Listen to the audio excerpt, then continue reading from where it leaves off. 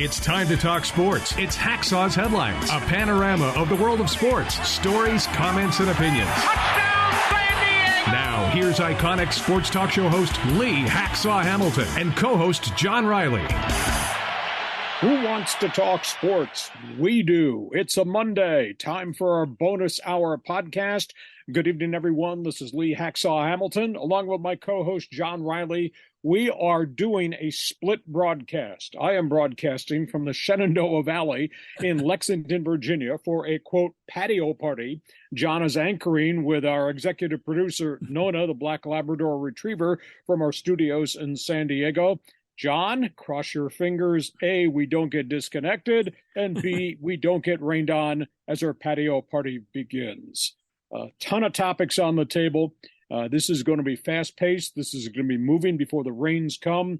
Patio party is officially underway, and we're talking Padre baseball.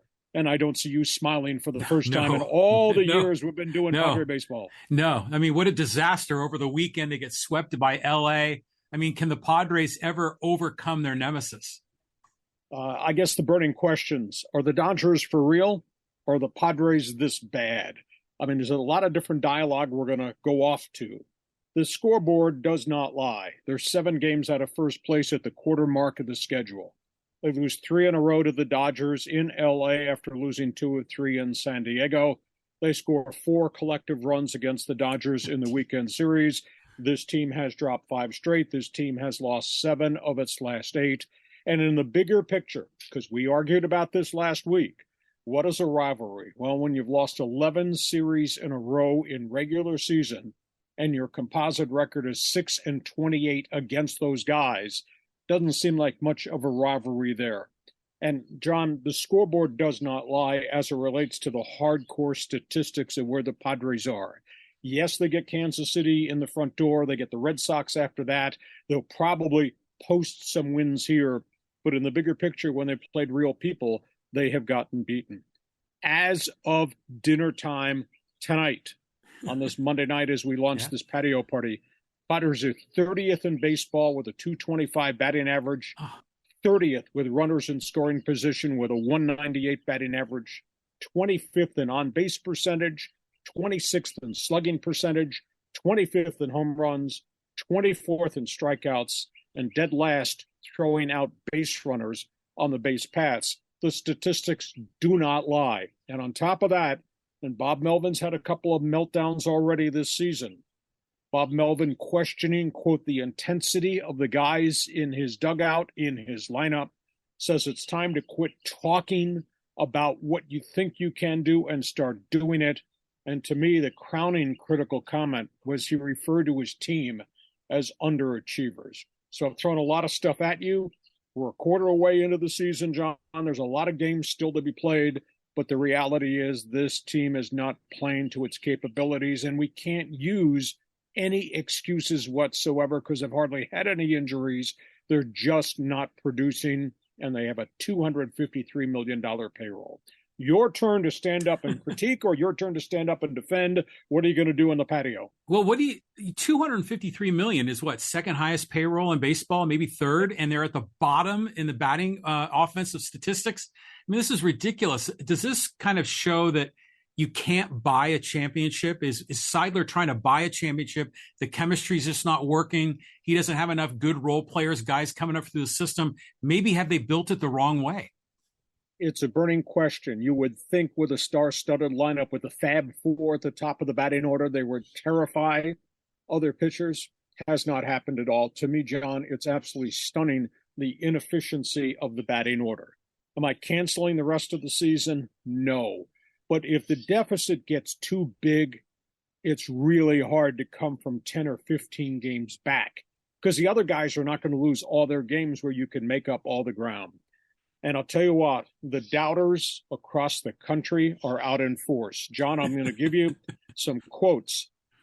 Ken Rosenthal, the Hall of Fame baseball writer, who is a lead columnist covering MLB for The Athletic, on Monday, today, just wrote a column. The Dodger way is the way to win. The Padre way. What is that way?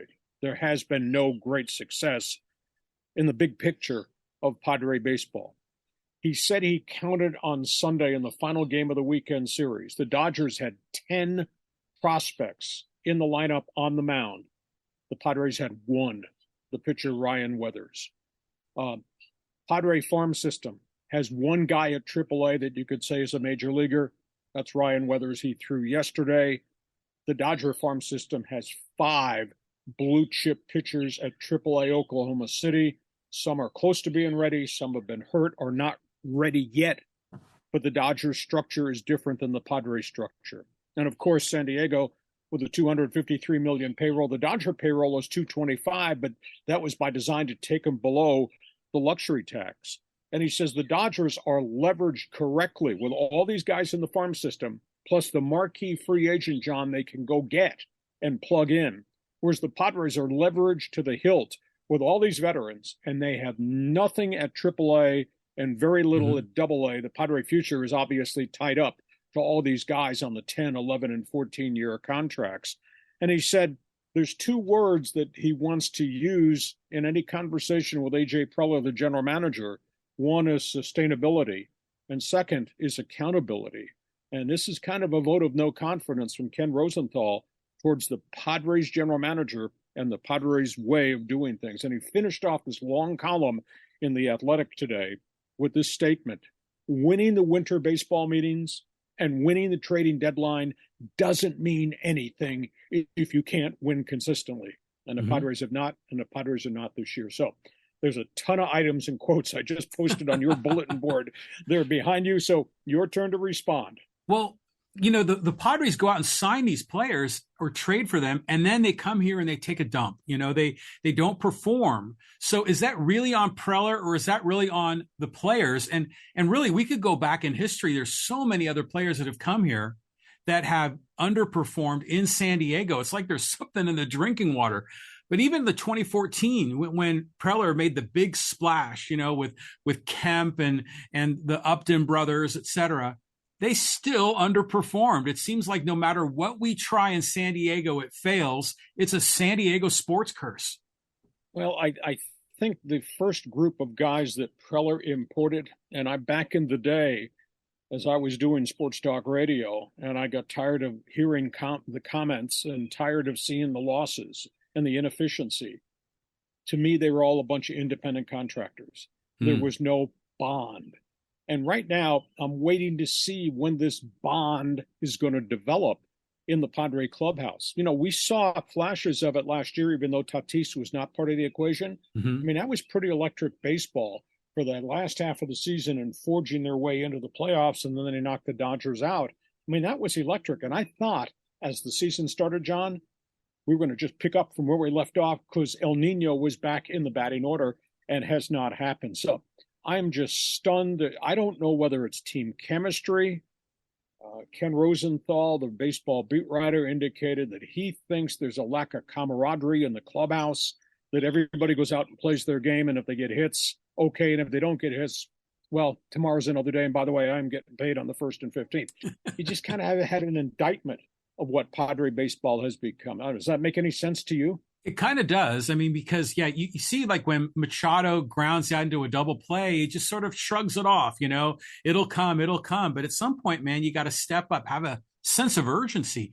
But what could the Padres really do right now? I mean, do you demote guys? Do you fire managers? Do you trade or jettison some players? I mean, what's the solution? Well, those are burning questions. Somewhere along this highway, you have to hold Bob Melvin accountable. It is his club. It is his decisions. It's his metrics handed down from the front office. It's his batting order.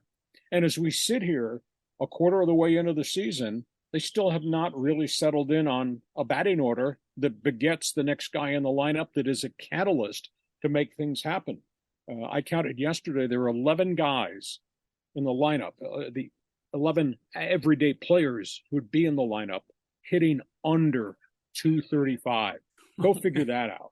I mean, it's a stunning statistic. And if some guys aren't hitting, that means if they're getting taken out 1, 2, 3 in the first inning, that means the guy that leads off the second is not going to get the pitches that he can hit because they can kind of pitch around some of these guys. So it's just collectively, it's just square peg round hole does not fit right now. And they banned the shift and they made the bases bigger. And all of these elements in the game have changed to make it more productive for offense. And yet the Padres still put up goose eggs on the scoreboard. So that's where we are. They're going to win some games here because Kansas City's a wretched team. Red Sox had a lousy start. Now they've kind of kicked it back into gear. But, down road, they got the Yankees. And down road, they got some of the other top teams who are still going to have to play. This 7-game deficit, John, better not become 10, better not become 15, because you don't make up that kind of ground, right. even if you're at midseason with half a season to go. Okay, before we go from Padre baseball, we're gonna talk NBA playoffs in a minute. John, explain to everybody watching on our live stream broadcast and on the replays how they can subscribe to all the stuff, the junk that we offer on our Monday bonus podcast and our Thursday podcast. Yeah, all the stuff. So you can subscribe on YouTube. You can subscribe wherever you get your podcasts. And be sure to like, follow, share, and subscribe with all of Hacksaw's social media platforms on Twitter, Facebook, YouTube, Instagram, TikTok. Hacksaw is high-tech and interactive. We're doing Zoom today. So there's a lot of ways you can engage and participate. And by the way, John wants me to remind you on behalf of our executive producer and owner of the Black Labrador Retriever that we're the only podcast that has a mascot. And by the way, I want you to add in, give us a thumbs up.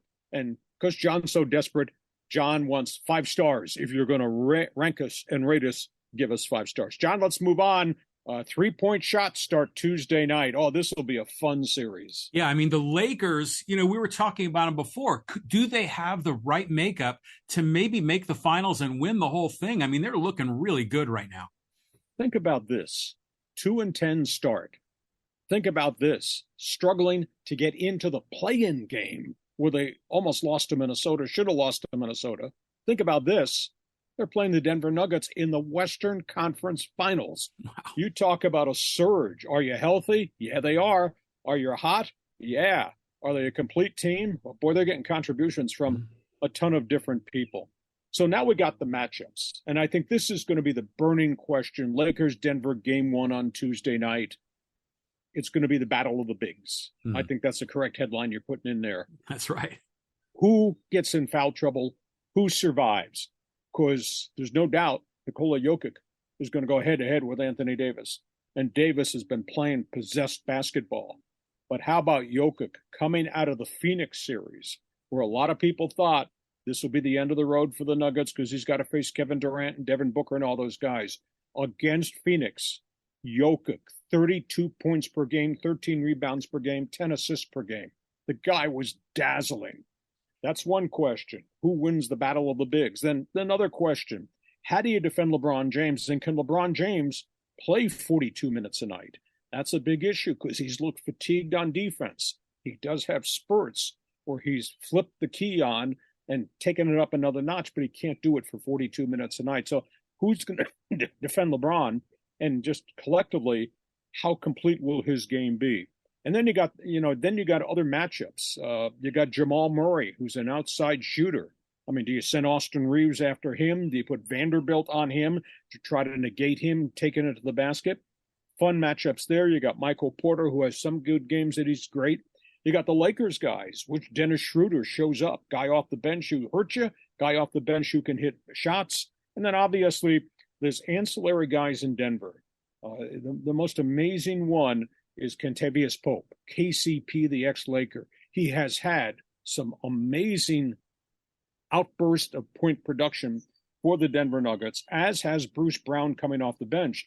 So Denver, although statistically it looks like it's all Jokic all the time, he makes so many plays for himself. He makes so many plays for his teammates to get him open.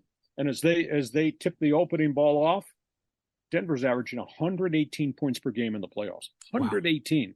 Lakers defensively, John, they're averaging 106. So the Lakers are hanging in there pretty well. But, I think it's a best-of-7 series. The burning question, can the Lakers studs, the bigs, AD and LeBron, can they handle 42 minutes a night? Because they're going to have to play 42 minutes a night. And who survives the fouls? Does AD go to the bench with fouls, or do they get Jokic in trouble? If he comes out of the lineup, then Denver's not the same basketball team. John, don't shoot an air ball. Give me a 3-point shot with definition. So 42 minutes for these old guys running up and down the court at elevation, at mile high. I mean, that's going to have to really drain on them, especially LeBron at his age. It makes you wonder if maybe this is going to finally be the end of the road for the Lakers. I'll tell you what, as a Warriors fan, I'm all in with the Nuggets. I want to see Denver advance here. But the Lakers have just had this magical season, and it just seems all the chess moves have worked. And, are they going to be able to pull this off again? A 7-game series, but Denver has home court advantage, right? Swami says the guy that wins the Western Conference Finals is going to win the NBA championship. Because I don't think Boston-Miami, I don't think that's a sexy matchup. That's a matchup of injuries. It's a matchup of limited firepower. One of these guys out west is probably going to win the championship. So I think it's going 7, but we have to answer the questions about durability. And you're correct. If Denver forces tempo at altitude, can the Lakers bigs hang in there for 42 minutes? Because they're going to have to play those kind of minutes. It's going to be a great series. On we go. Let's talk NFL football. John, what topic you want to put it on the table first? Well, I mean, the schedule for the Chargers, has this changed, or what are you seeing here, Lee? Well, the NFL released its schedule last Thursday, and I kind of nitpicked and went through a couple that we're going to discuss. The Chargers are going to try to outgun Kansas City this season based on what they drafted. They got great firepower. They have really fixed the offensive line. Justin Herbert might not be Patrick Mahomes, but he's damn close to being Patrick Mahomes. I think that they're going to try to score 42 points per game, just like Kansas City does. And the defense will just see if they can hold up to it.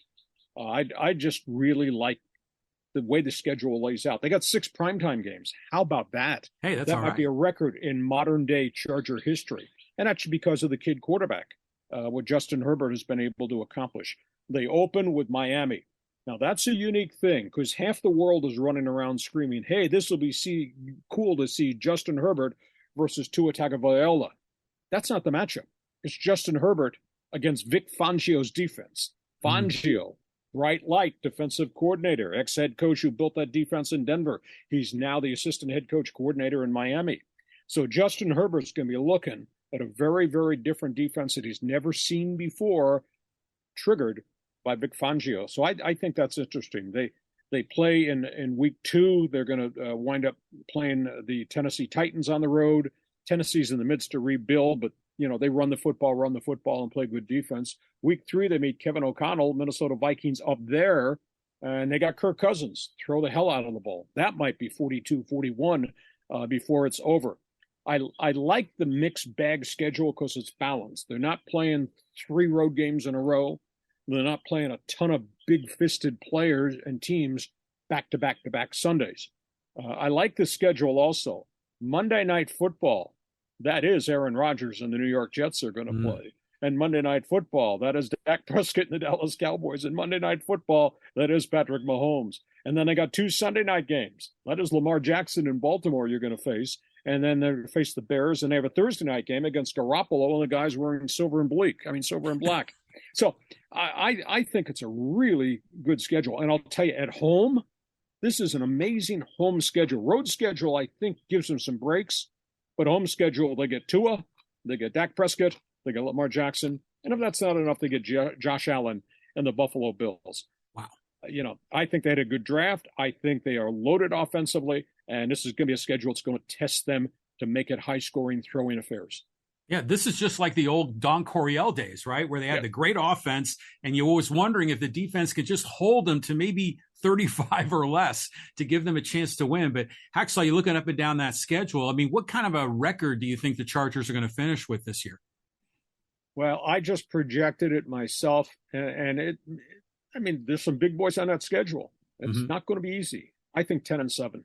And I know other people would say, well, Lee, possibly 12-5. I don't know them being 12-5 because they haven't fixed the defense, and they got holes in their defense now because they let some guys go, and there's still guys rehabbing from injuries that we quote don't know about right now.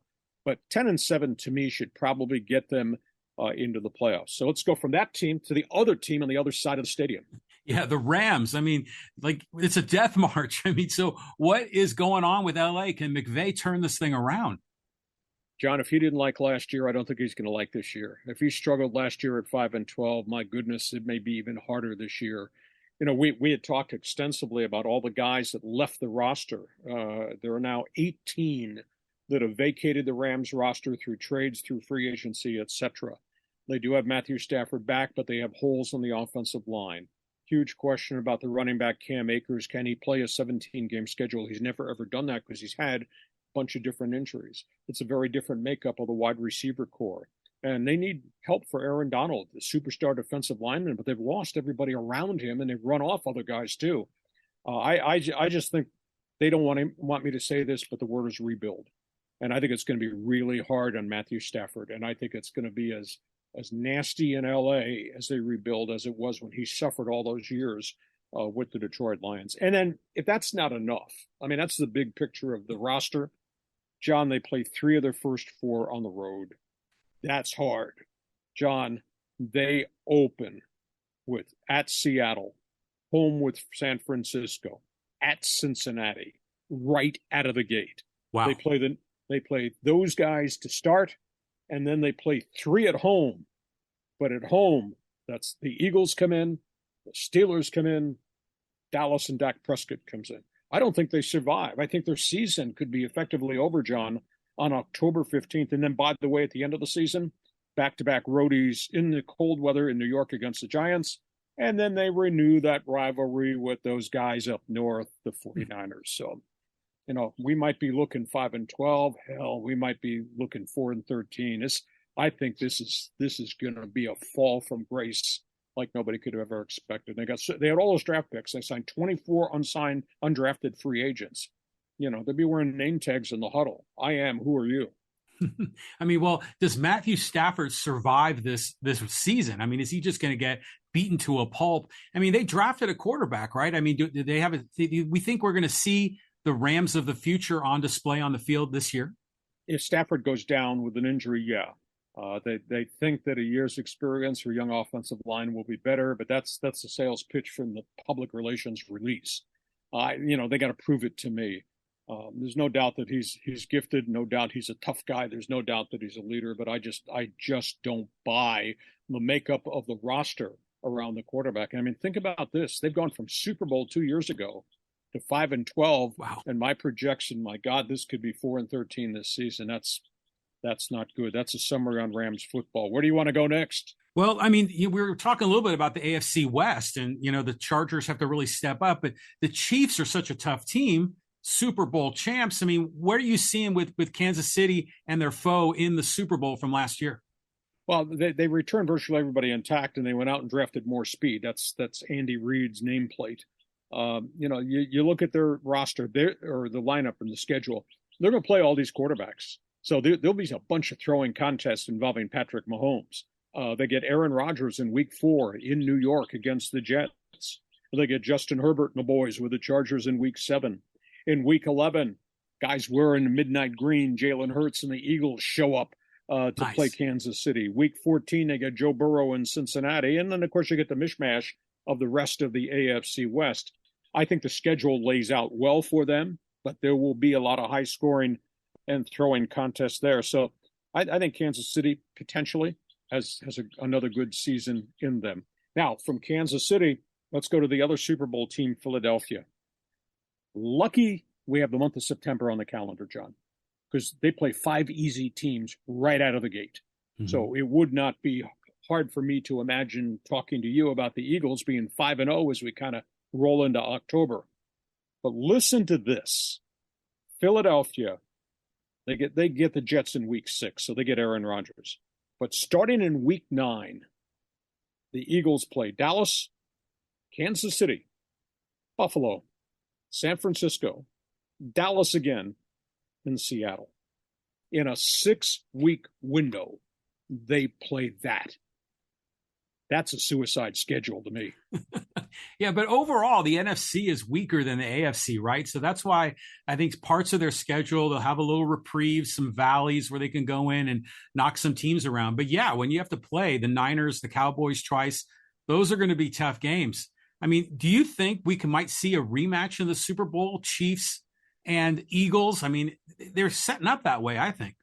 Well, I think potentially, yeah. I think that's a real valid question because the Eagles bring back everybody, and they obviously helped themselves a great deal with the draft of Jalen Carter and the linebacker safety, who was their second pick. So I think Philadelphia loaded, but you're going to need all the bullets in the gun. You talk about 6 games in a row against the upper echelon. Wow. No easy day there. Well, Jalen Hurts just got his master's degree, right? So he's a smart guy. He's going to find his way to get through those teams. On we go. 2 other tidbits here as we talked about the NFL schedule.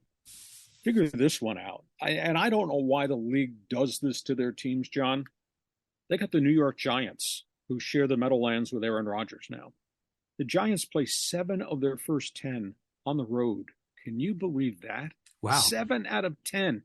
You know, it used to be when we had multi-purpose stadiums, you had to share your stadium with a baseball team, you'd have problems. Right. But these are football teams. I mean, they coexist. How can you play 7 of 10 on the road? That's terrible. And in terms of Aaron Rodgers, this is going to be a haymaker of a schedule. They play in a 6-week span, Buffalo, Dallas, Kansas City, and Philadelphia. Think about that. And we don't know who the Jets are right now. You know, they had the top 3 offensive tackles were gone with season-ending injuries last year. They think they're going to be back, but who knows who holds up. Their wide receiver core had injuries. They lost their top running back who had a great rookie season and headed for 1,000 yards with a knee injury. Now, granted, Aaron Rodgers is healthy and Aaron Rodgers is a great player. But boy, just think about that, having to go against Josh Allen, Dak Prescott, Patrick Mahomes, and Jalen Hurts in consecutive weeks.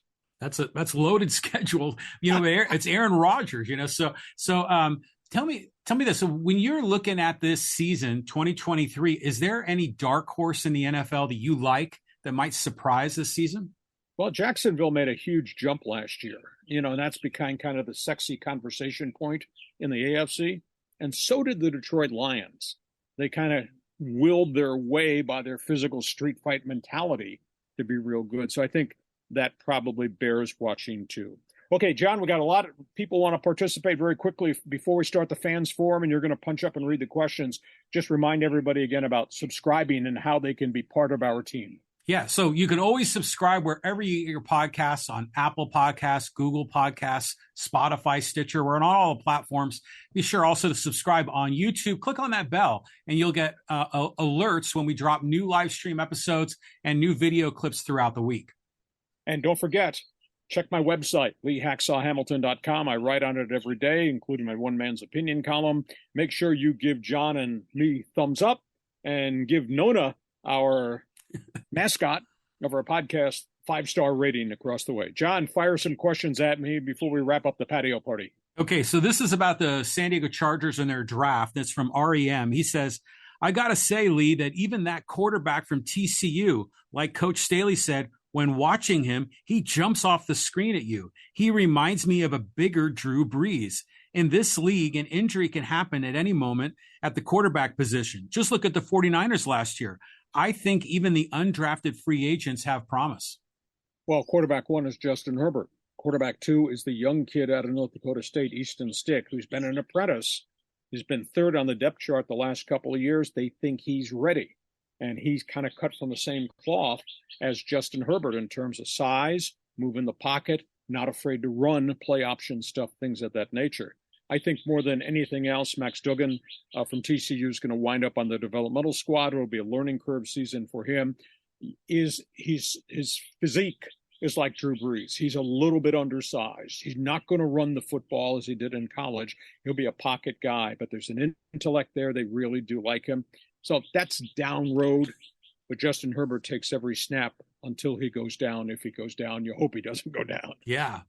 It's funny. We're in May, but we're all so fired up for the NFL already. Hey, here's another question. This is about the Raiders. This is from Tom Cutler Perriman. He says, Hacksaw, what's with the ESPN story that Tom Brady is in talks to either buy or buy into the Las Vegas Raiders? Wouldn't he rather own the Chargers? Wouldn't we all wish he would own the Chargers, especially since he lives here? Your thoughts? Well, Tom is going to be an investor. He has all this loose change in his pocket, so he's going to invest and become a minority owner of the Raiders. This has nothing to do, I don't think, with any football operation. I don't think he accedes to be a general manager or anything along that lane. He's got enormous amounts of money to invest, and I think he wants to stay linked to the National Football League. You know, if we're comparing superstars who just left the game, I'm kind of surprised Peyton Manning is not in somebody's front office. But those jobs are hard. Those jobs are really tough. Those jobs are unbelievably demanding in terms of manpower hours.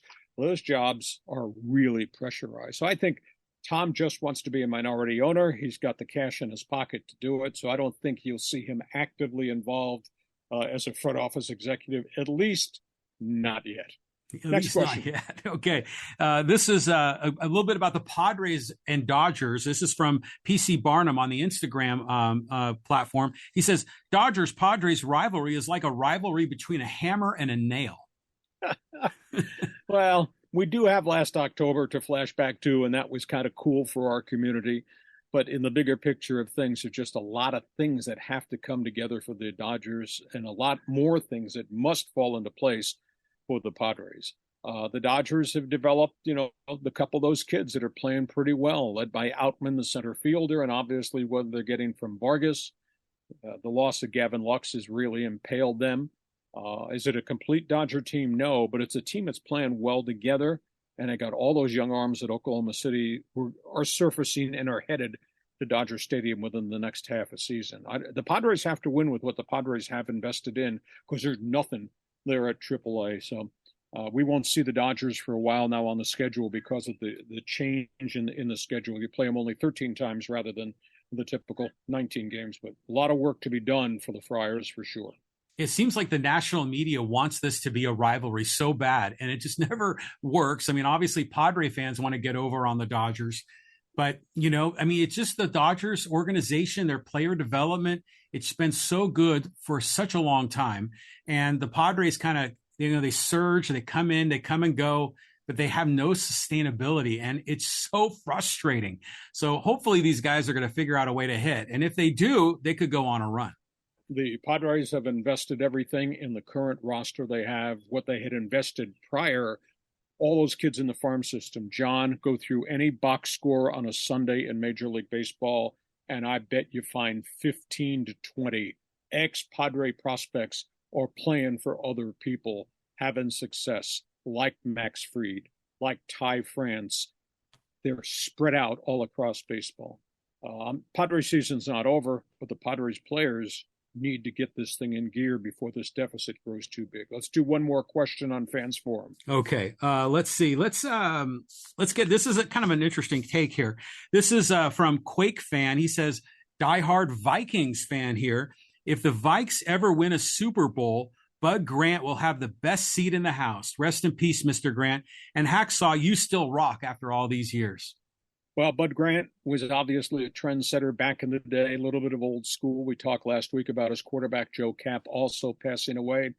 I don't know what kind of season the Vikings are going to have, because their defense wasn't real good last year, and now they've purged the defense of an awful lot of players. There's an awful lot on Kirk Cousins' plate to carry this thing. I just don't know defensively where their philosophy is and why they've gotten rid of, in probably 2 calendar years, so many guys. You got to have veterans on the defensive side, and they've let an awful lot of guys go. Now, they do have salary cap issues. Their roster may not be done. They may move Dalvin Cook, the star running back coming off a major injury. He's got a huge cap figure. Obviously, they got to re-sign Justin Jefferson. That's going to be a big cap dollar development. And obviously, Cousins' contract is coming up, and there's monster money involving that veteran quarterback. They'll be fun to watch. We'll see them very early in the Chargers season. I just don't know that they've got enough football players, especially on the defensive side of the football. Hey, John, we pulled it off. Our patio party from Virginia back to our studios in San Diego. Pretty bleeping impressive, and it didn't rain on me out here on the back patio. All right, man. I mean, that's nice to know that even when we have travel, we can still pull this off and, have something to share with all the sports fans out there. Good job for you. And by the way, programming note, this coming Thursday, the history of sports talk radio in San Diego, how it developed, what it became, what it's turned into, where I came from, like, dislike, agree, disagree. You'll get the full story. Thursday, the history of San Diego Sports Talk Radio. And then, of course, we'll be back with bonus coverage next Monday. John, thanks for being with us and executing this and pulling us off. Have yourself a great week. We'll chat with you when we get back. Right on. Look, have a great time out there on the East Coast. And thanks again to everybody for joining us on Hacksaw's Headlines and our bonus podcast on a Monday. Join us again for Hacksaw's Headlines on YouTube, Facebook, and Twitter. And find the audio version on your favorite podcast apps. Touchdown, San Diego! For more content, go to LeeHacksawHamilton.com.